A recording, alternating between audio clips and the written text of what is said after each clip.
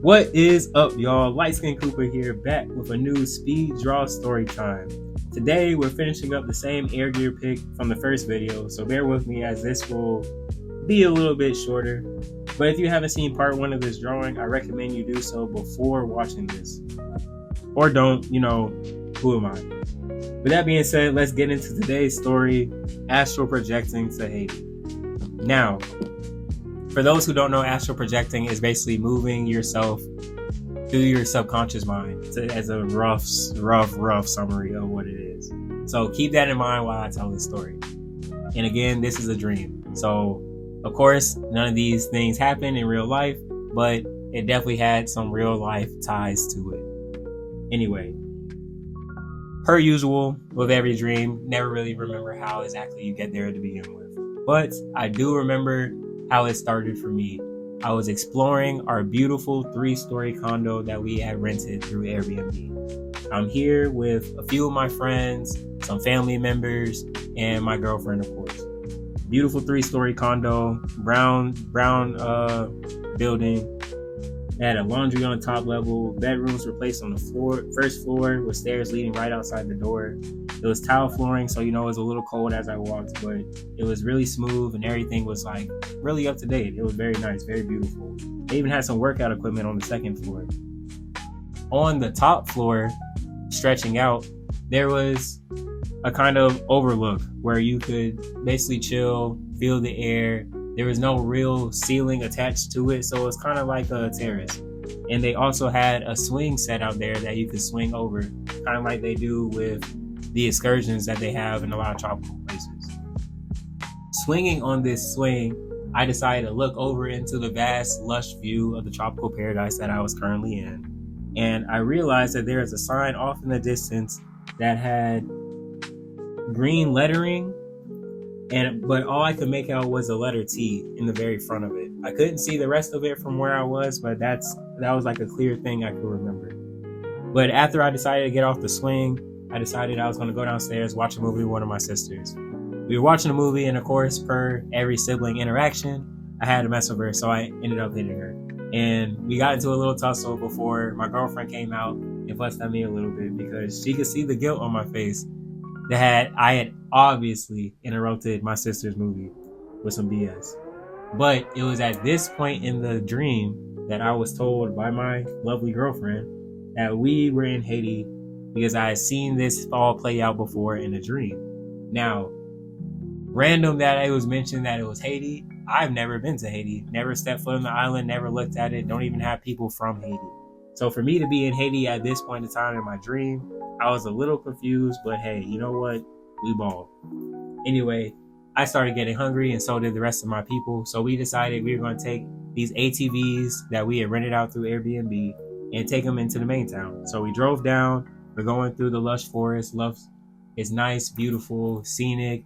The wind's blowing really nice. It's very calm. The sun's out shining. Not too many clouds, but not enough to really singe us with the heat. When we get to town, this is where the craziness kind of started about this dream. So as we make our way in town, there's a few people there. They're glancing around, carrying on with their regular day. But for some reason, there's piles of cows and chickens in the road. And these aren't just any regular pile. These aren't just like, random animals just out in the street ready for sale. These were carcasses. Every single animal that we passed by in these piles was off screen. And we're now in piles randomly throughout the street to the point where we had to maneuver around these piles. We were even offered a couple of chickens and cows for our own excursions, but we decided to go past it. We get to this marketplace area that's near the airport here, and I see that my uncle has now flew in. I didn't realize he was coming in late, but it just coincidentally happened to work along with our schedule that he landed at the same time that we decided we were hungry. So he came up to us, eyes low from sleep and exhaustion and maybe a little something else on the side, and we decided to all hang out and go get some food. We walked around the marketplace, examining the shops and vendors. There was a few places selling some like necklaces and jewelry, charms of that nature, and a couple places that were selling food. Everybody kind of split off and did their thing. My focus was food, so I ended up going with my girlfriend to go grab some of this cornmeal looking meal.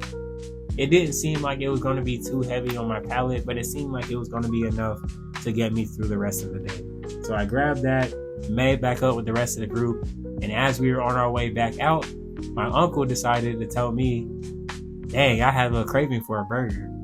Me being the jokester I am, I was about to mention the fact I know a perfect place where we could go get the meat for a burger, but before I could even crack my joke, I ended up waking up. Now, the dream itself was short, but things that happened afterwards was the weird part, because after I woke up, I came to the realization that, like I said before, I've never been to Haiti. I've never seen Haiti.